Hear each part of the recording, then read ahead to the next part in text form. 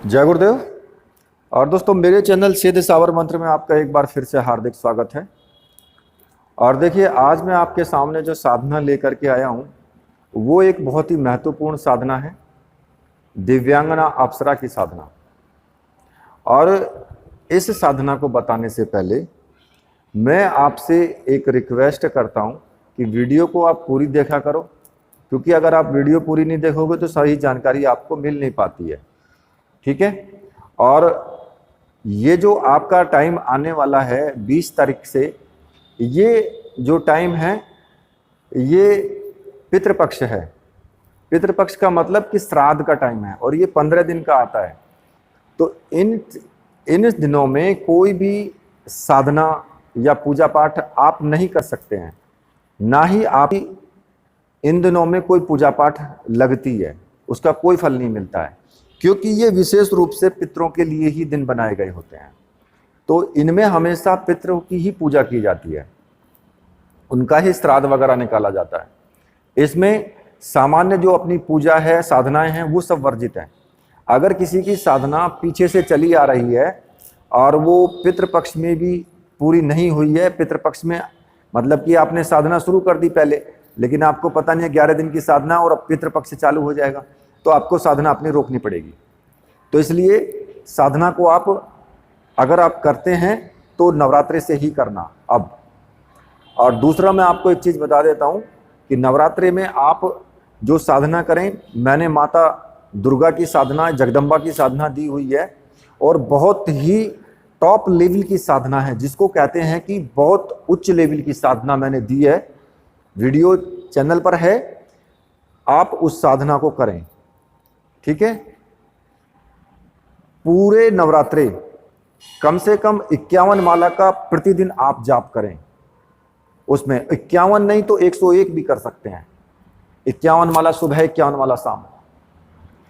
इतनी उच्च लेवल की साधना मैंने दी है माता जगदम्बा की। और अगर जिन व्यक्तियों को वो सामग्री चाहिए, वो साधना करना चाहते हैं, अगर वो सामग्री चाहिए तो फिर आप नवरात्रे के आने से पहले पहले ऑर्डर कर लें। और एक चीज़ मैं आपको और भी बता देता हूं, क्योंकि मेरे पास से साधना सामग्री आपको मिलने में कम से कम 10 दिन का टाइम लग जाता है। तो इसलिए आप 1-2 दिन में ही ऑर्डर कर देना, जिससे कि आपको सामग्री आपके एड्रेस पर टाइम से मिल जाए। क्योंकि अगर आप मान लिया नवरात्रे शुरू होने वाले हैं और 4 दिन पहले आप सामग्री के लिए ऑर्डर करते हैं, तो सामग्री आपको टाइम से मिल नहीं पाएगी। ठीक है ना। इस चीज़ का विशेष ध्यान रखना। तो अब मैं आपको जो साधना बताने जा रहा हूं वो दिव्यांगना अप्सरा की साधना है। ये जो अप्सरा है, ये वास्तव में एक अद्भुत अप्सरा है, जो कि अपने आप में दिव्य है। और ये बहुत ही सुंदर, इसका छरहरा बदन है और ये कमल के समान है, बिल्कुल एकदम गोरी चिट्टी। और आपको एक चीज़ मैं और भी बता देता हूं कि आप ये सभी जानते हैं कि अप्सराएं सुंदर ही होती हैं, कुरूप तो कोई होती नहीं है। तो इसलिए इन सभी चीज़ों का बखान करने से ज़्यादा अच्छा है कि मैं साधना आपको बताऊं पूर्ण रूप से। तो ये आप समझ लेना कि भाई ये सभी अप्सराएं सुंदर ही होती हैं और सभी से वही चीज़ें प्राप्त होती हैं जो एक से होती हैं। ठीक है। लेकिन एक चीज़ आपको ज़रूर बता देता हूं कि अप्सरा की साधना जो भी आप करें, वो नारी शरीर में जो मतलब कि वासना की पूर्ति के लिए, उसको अपने ध्यान में रख करके साधना ना करें। उसके सौंदर्य को और ऐश्वर्य प्राप्त करने के लिए ये साधना आप करें, तो आपको साधना जल्दी सिद्ध होगी। अब आपको मैं इस साधना की पूर्ण विधि में आपको बता देता हूं। तो देखिए, आपको ये साधना जब शुरू करेंगे तो ये साधना तब तक करनी है जब तक कि अप्सरा आपके सामने प्रत्यक्ष ना हो जाए। इसमें आपको कोई टाइमिंग का नहीं रखना है कि मुझे 11 दिन करनी है या 21 दिन करनी है। जब तक अप्सरा प्रकट ना हो जाए तब तक ये साधना करनी है लगातार। अब करना कैसे है? किसी भी पूर्णिमा के दिन, पूर्णिमा से इसको शुरू करना है आपको। किसी भी पूर्णिमा से आप ये साधना शुरू करेंगे और पूर्व दिशा की तरफ या उत्तर दिशा की तरफ मुख करके आपको बैठना है। जब सामने आप एक लकड़ी का पट्टा या फिर एक चौकी रख लेंगे, उस पर आपको पीले रंग का जो आसन आपको लेना है और पीले रंग का ही वस्त्र उस फट्टे पर या चौकी पर आपको बिछाना है। और आपको जो वस्त्र धारण करने हैं वो पीले रंग के भी कर सकते हो, और कोई सुंदर वस्त्र, मतलब कि आपको सुंदर वस्त्र आपको धारण करके बैठना है, ठीक है।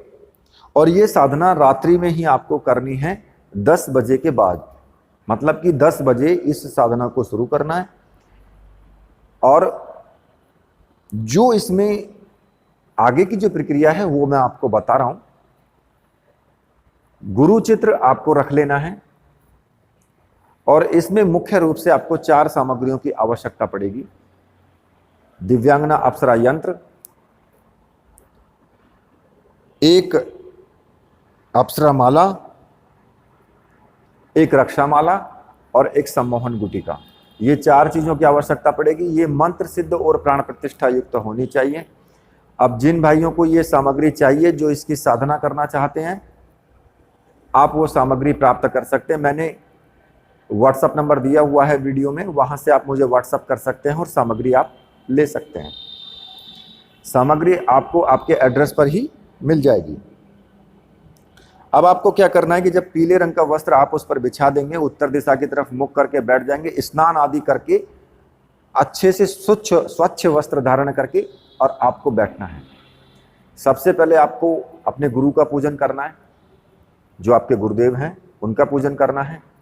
गणेश भगवान का पूजन करना है, गुरुदेव का पंचोपचार पूजन करना है। एक आपको जो आपको दीपक लगाना है वो शुद्ध घी का दीपक आपको इसमें लगाना है, और उसमें 3-4 बूंदें इत्र की डाल दें, और अपने कानों में भी इत्र के फोहे रख लें। उसके बाद गुरु मंत्र का आप जाप करेंगे। गुरु जी का पहले पूजन आपने कर लिया कि भाई दीपक भी, अगरबत्ती भी दिखा दिया उनको, अगरबत्ती, सुगंधित अगरबत्ती जलाना है, पुष्प ले लेने हैं, पीले रंग के या लाल रंग के जो भी मिले, पुष्प चढ़ाने हैं उनको, सिंदूर का या कुमकुम का टीका लगाना है, चावल चढ़ाने हैं। ये सभी चीज़ें आपको चढ़ानी है। और ऐसा कोई ज़रूरी नहीं होता है कि अप्सरा साधने में कि उसको भोग देना है जी, उसका हवन करना है जी, ये कोई आवश्यकता नहीं होती है इसमें।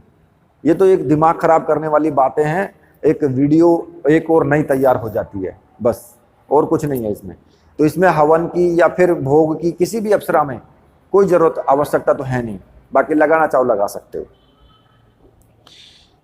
तो अब आपको क्या करना है कि गुरु मंत्र का आपको जाप करना है, एक माला का जाप कर लेना है। अगर आपके गुरु हैं तो ठीक है, उन्हीं का जाप कर लीजिए। अगर गुरु नहीं है तो फिर भगवान शिव को गुरु मान करके और एक माला का जाप ओम नमः शिवाय का आप कर सकते हैं।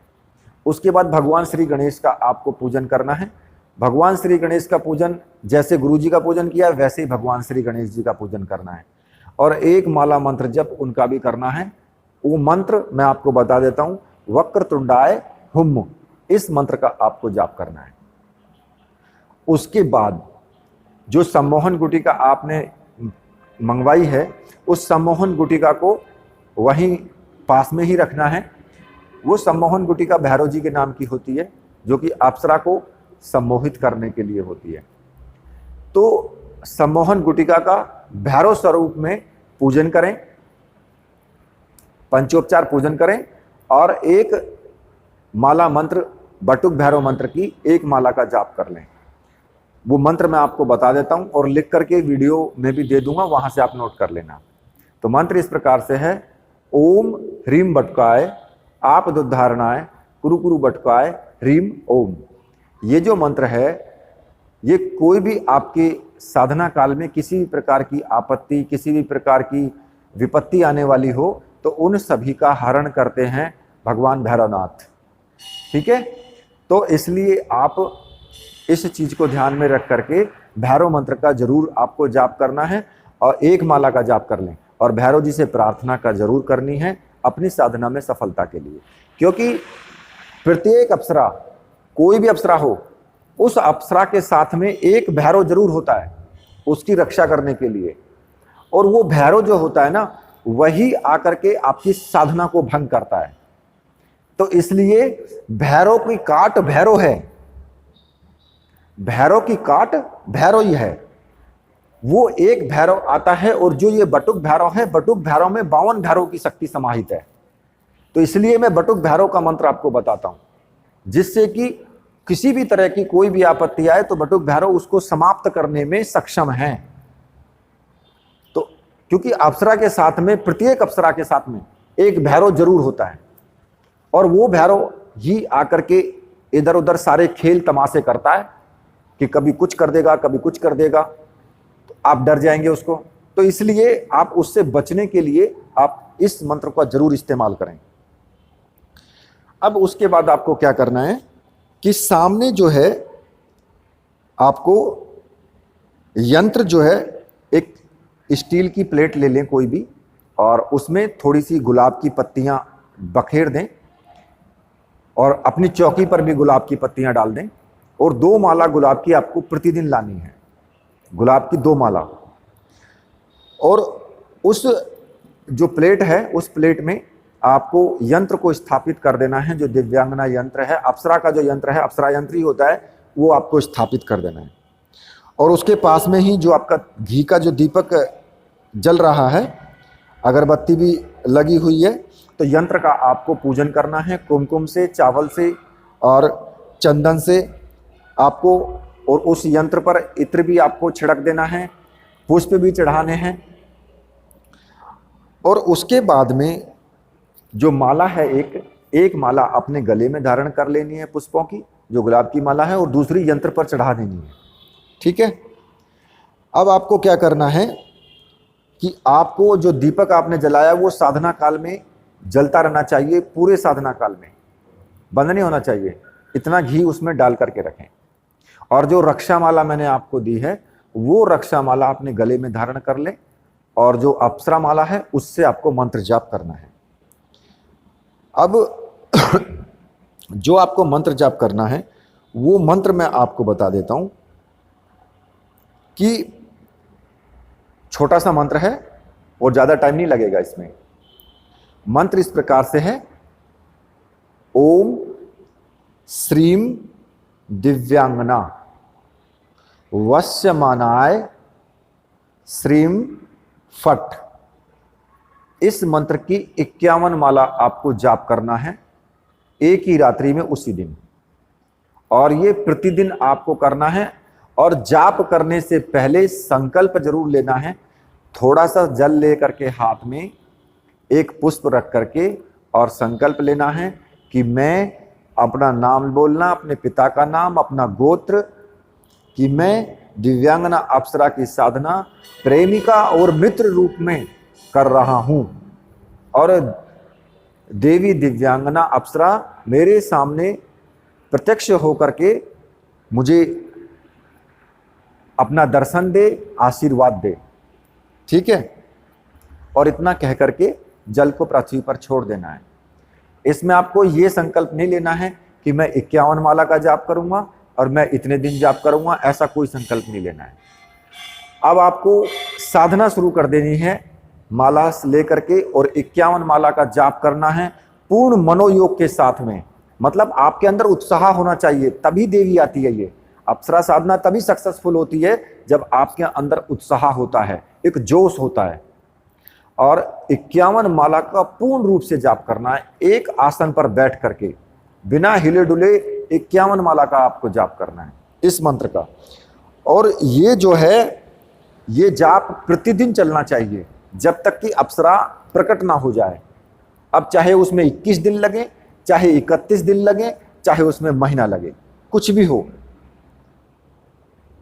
हालांकि इतना टाइम नहीं लगता है, अप्सरा जल्दी ही प्रकट हो जाती है, क्योंकि अप्सरा जितनी भी हैं वो जल्दी ही प्रकट हो जाती हैं जब आप पूर्ण मनोयोग से, पूर्ण तन मन से सब से साधना करते हो। और ब्रह्मचर्य व्रत का पालन जरूर रखना। और एक चीज आपको और बता देता हूं कि रोज ऐसी मैसेज मेरे पास करते हैं कि जो आपने सामग्री वहां पर चढ़ाई है, जैसे कि माला का चढ़ाई है, तो माला आप उतार करके या पुष्प आप उतार करके रख सकते हैं। आपकी चौकी हिलनी नहीं चाहिए, अलग रख सकते हैं सुबह के टाइम में जब साफ सफाई करें। चौकी आपकी हिलनी नहीं चाहिए, यंत्र आपका हिलना नहीं चाहिए, क्योंकि जब एक बार स्थापित हो जाता है तो फिर उसको हिलाना नहीं है। और यंत्र के नीचे जो फूल की पत्तियां हैं उनको मत छेड़ना, वो ऐसी की ऐसी ही रखे रहने देना। डेली चढ़ाएं, लेकिन ऊपर ऊपर से उतार लेना है, ठीक है, ये विशेष ध्यान रखना। और ये क्रिया आप लगातार आपको करनी है। हो सकता है कि 11 दिन में ही प्रत्यक्षीकरण हो जाए, ऐसा कोई जरूरी नहीं है। हो सकता है कि 7 दिन में हो जाए, तो ऐसा कोई जरूरी नहीं होता। ये हमारे जो हम साधना करते हैं, क्योंकि कुछ लोग हम मुझसे बोलते हैं कि जी कितने दिन में साधना सिद्ध हो जाएगी। भाई ये मैं नहीं कह सकता हूं, ये तुम देखो कि तुम कितने मनोयोग से साधना करते हो, कितने धैर्य के साथ करते हो, कि तुम्हारा कितना भाव है। डिपेंड करता है उसके ऊपर कि साधना आपकी कितने दिन में सिद्ध हो जाएगी। अगर आपका भाव नहीं है, आपका मन एकाग्र नहीं हो पा रहा है, तो चाहे 4 महीने साधना कर लो तब भी सिद्ध नहीं होगी। तो इसलिए इस बात का कोई मतलब नहीं होता है कि कितने दिन में साधना सिद्ध हो जाएगी। ये मैंने आपको तरीका बता दिया है, मार्गदर्शन कर रहा हूं। और जो भी आपको कोई प्रॉब्लम आए तो मुझसे आप पूछ सकते हैं व्हाट्सएप में। कुछ लोग कहते हैं जी आप कॉल नहीं उठाते। अरे भाई व्हाट्सएप तो तुम कर सकते हो ना, व्हाट्सएप करो, मैं जवाब तो दे रहा हूं। या खाली कॉल से ही कोई मतलब हो जाता है? हो सकता है कि मैं कहीं पर बिजी हूं, मैं वहां पर आपकी कॉल नहीं उठा सकता हूं, लेकिन मैं आपका व्हाट्सएप का जवाब दे सकता हूं। तो इसलिए आप उस चीज को मत ले जाइए कि भाई कॉल पे ही बात करनी है, व्हाट्सएप पर भी मैं आपको बता तो मैं ही रहा हूं, ठीक है। तो इस चीज का आपको ध्यान जरूर रखना है कि ब्रह्मचर्य व्रत का आपका पालन होना चाहिए। किसी भी स्त्री की तरफ, हालांकि आपके पास ऐसे अनुभव आएंगे कि कोई स्त्री आपसे बात करना चाहे, कोई लड़की आपसे बात करना चाहे, लेकिन उस वक्त में बिल्कुल नहीं करना। और अगर स्त्री ये साधना कर रही है तो हो सकता है कि लड़कों के फोन आना लगे या फिर तुम्हारा मन विचलित हो जाए। तो इसलिए आप इस चीज का विशेष ध्यान रखना। और जब लास्ट वाले दिन अप्सरा आपके सामने प्रत्यक्ष हो, तो जब अप्सरा प्रत्यक्ष हो जाएगी तो वो जो भी तुम्हारी मनो इच्छा है उसके अनुसार ही तुम्हें वरदान देगी। और जो माला है, जो यंत्र पर आपने चढ़ाई हुई माला है, उस माला को उतार करके और अप्सरा के गले में आपको पहना देना है। तब आपकी साधना संपूर्ण हो जाएगी और अप्सरा से आप वचन ले लेंगे, जो भी आपने वरदान मांगा है उस वरदान को पूरा करने के लिए, ठीक है। जब वो वचन दे देगी तो आपकी साधना संपूर्ण रूप से सिद्ध हो जाएगी। लेकिन तब तक सिद्ध नहीं होगी जब तक वो पूर्ण रूप से वचन ना दे, ठीक है। उससे पहले वो साधना को तोड़ने की ही कोशिश करती है, ठीक है। लेकिन 51 माला का जरूर आपको प्रतिदिन ही जाप करना है। अगर उससे पहले अप्सरा आ जाती है 51 माला के जाप करने से पहले, मान लिया कि आपकी 40 माला हो चुकी हैं या 45 माला हो चुकी हैं और अप्सरा आकर के बैठ गई है, तो आपको अपनी 51 माला पूरी करनी है। ऐसा नहीं कि वो कहने लगे कि अब छोड़ दो साधना और सिद्ध हो गई है तुम्हारी साधना और मैं आ तो गई हूं। तो आप देखोगे कि अगर आपने माला का जाप बंद किया तो वो तुरंत उठ करके खड़ी होकर चली जाएगी कि आपकी साधना भंग हो चुकी है, आपने अपनी माला पूरी नहीं की है। तो इसलिए इस चीज का ध्यान रखना जरूर, 51 पूरी करनी है और तन मन धन से बिल्कुल एकदम इस तरीके से आपको साथ करके साधना करनी है कि आपका मन एकाग्र हो, मन के अंदर जो कहते हैं ना कि जोश हो, उसमें आपको साधना करनी है कि मुझे अप्सरा को बुलाना ही है, ऐसा दृढ़ संकल्प होना चाहिए, तब साधना सिद्ध होती है, ठीक है। तो इसी के साथ अब मैं वीडियो को यहीं पर समाप्त करता हूं। तो मेरे साथ बोलिए, बोलिए वीर बजरंगबली हनुमान जी महाराज की जय, बोलिए मेरे परमहंस गुरुदेव की जय।